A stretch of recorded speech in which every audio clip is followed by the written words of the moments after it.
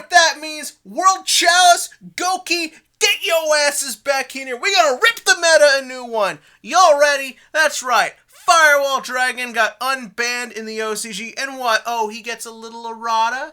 Oh, he gets a little change? That's it? That's it? You have merely weakened my power! As now, we shall return to our dominance of occasionally doing okay at locals. Now, let us read what this Firewall Dragon errata does. I'm sure it will not basically change every way we used the card. See here, we just go to... Oh.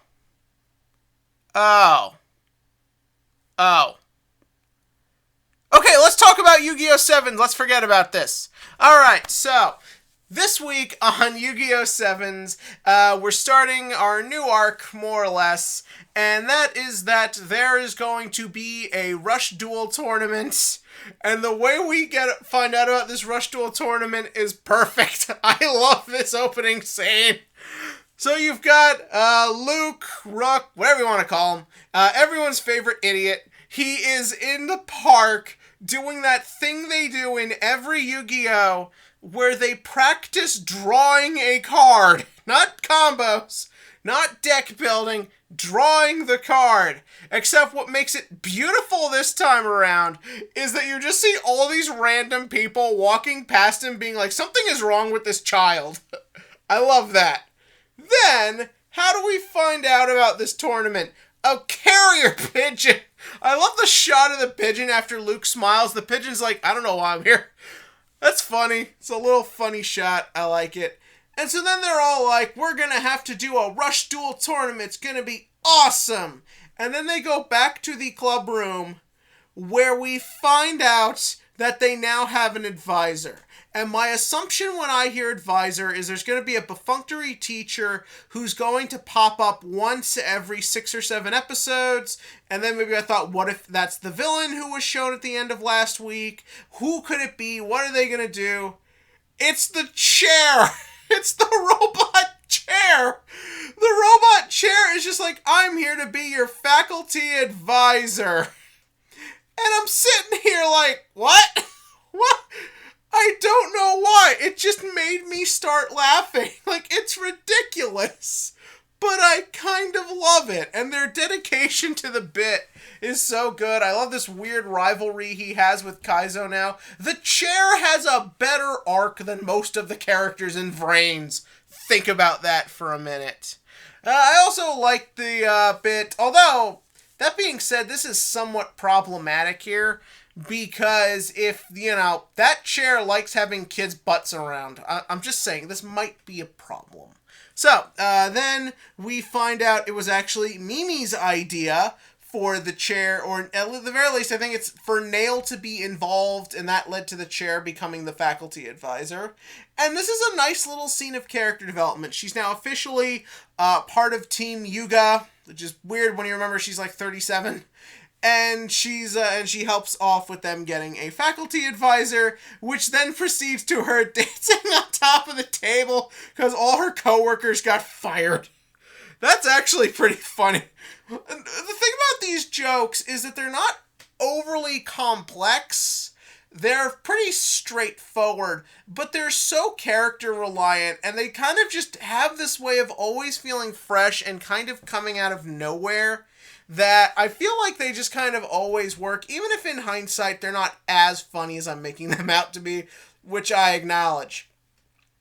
So then we get our standard 30 seconds of plot development. Well, we get a little bit more this week, but we'll get to the other part of that a little later. She is demoted for not keeping the other 5 members of Hexagon in line, which is also kind of funny. And as she's leaving, she... sneaks into the president of Goha's office where he faints and where the insinuation is he's nothing. I think we all kind of suspected it was something like that. The way he was presented was very Mandarin and Iron Man 3, like just something non-existent about his presence.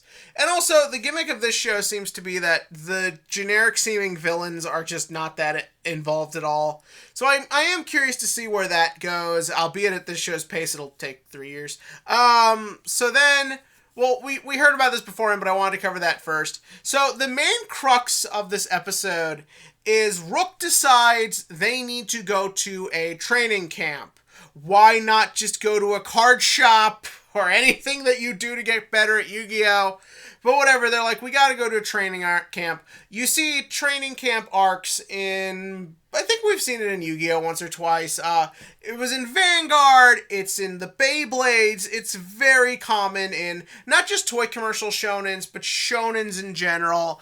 There's usually some fun camaraderie. A lot of times they go swimming in the lake, which, considering how this show likes to show Roman, doesn't seem that crazy to believe. But yeah, so they're at this training camp, and Rook is, of course, having them do really perfunctory, stupid stuff, but the animation gets so funny and quirky for a few minutes, I actually quite like it. I love his idea of the way to improve Roman's skill is to have Roman have less patience. Like, lose the ability to put up with shit. I don't know why, that's just kind of funny to me. So they do that. They're at the training camp where Yuga runs into our new villain or antagonist, Asana Rokuyo. First and foremost, finding any information on this character was a fucking bitch.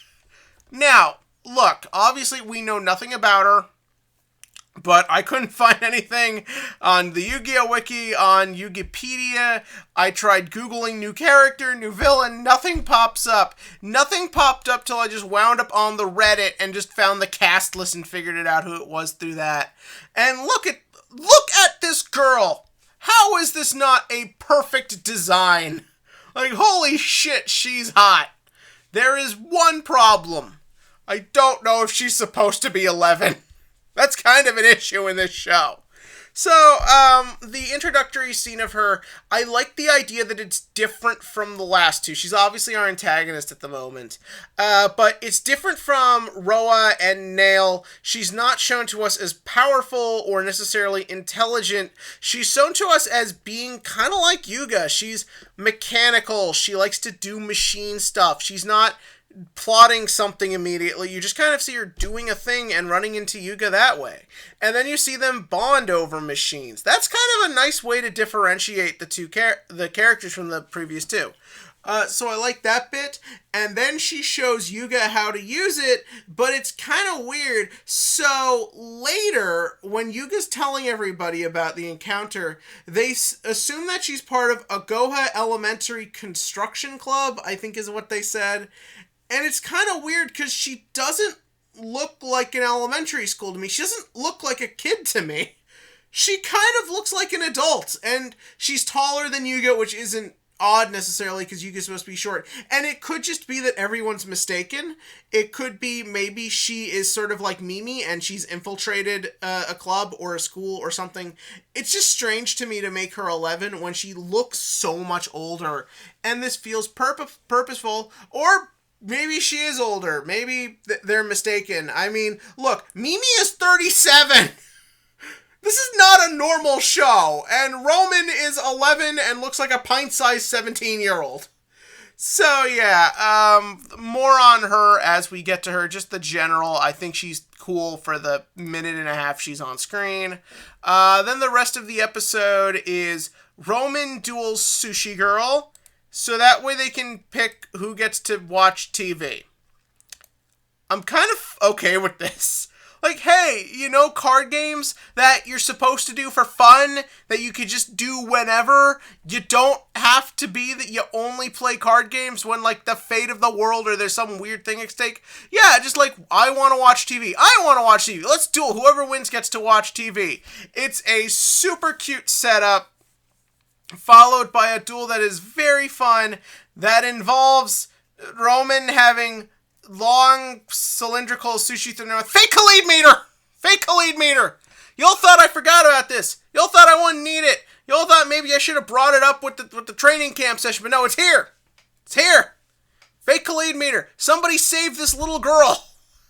Also, I want to point this out. There are no parents at this training camp, which has like 24 children, including boys and girls intermingling. The only adult seems to be Sebastian, who's a robot who they don't know, who previously was trying to kill these kids. But I will not argue with it, because this is Yu-Gi-Oh! And even in the more serious Yu-Gi-Ohs, parents are freaking useless. They provide the sperm and the egg that make you, and that is about it. But all in all, this was a very fun, very cute episode that has a duel that is ultimately superfluous, but that's kind of why I like it. It's just having fun, and I think the Sushi Girl's strategy is kind of different, and that made it fun to watch. So yeah, that was this week's Yu-Gi-Oh! 7s. And as for the TCG Question of the Week, I already opened with it, so let's talk Firewall Dragon. He has been unbanned in the OCG with his new errata. His new errata gets rid of the second effect, which was the problem. Like, his first effect is great. Like, don't get me wrong, I love Firewall Dragon's first effect, but it's not the problem. So, they've erased it. I don't know why they just didn't erase it from the card when it first came out. Yusaku never even really uses that second effect, so what does it even matter? But yeah, no, he's back. He's coming back in the OCG. I'm calling it now. Here's my theory.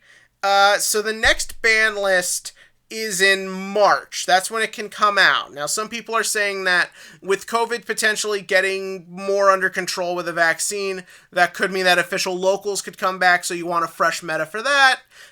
Some people are saying that this is just the natural cycle of things. A lot of people are weird we're not getting it sooner so they could unban Electromite to promote the Metal Foes stuff. Here's my theory. I think whatever the next reprint set is, what is it, the Ghost Rare thing? I think the Ghost Rare thing is going to have a Rotted Firewall. I think we're going to get both his alternate arts in that. And I think on the next list, Firewall Dragon will come back to 1. I think at 2 or 3, he could be a little much. Like, getting to recur that many grave resources could be a problem. But that's where I think this is going. Do you agree? That is the question. I have only really been thinking about Firewall Dragon and is it okay to be attracted to this new villain chick? Yeah, it's been a weird day. So yeah, talk about all that below. And as always, click to like, click to subscribe, and join me next time as we figure out what this girl's age is.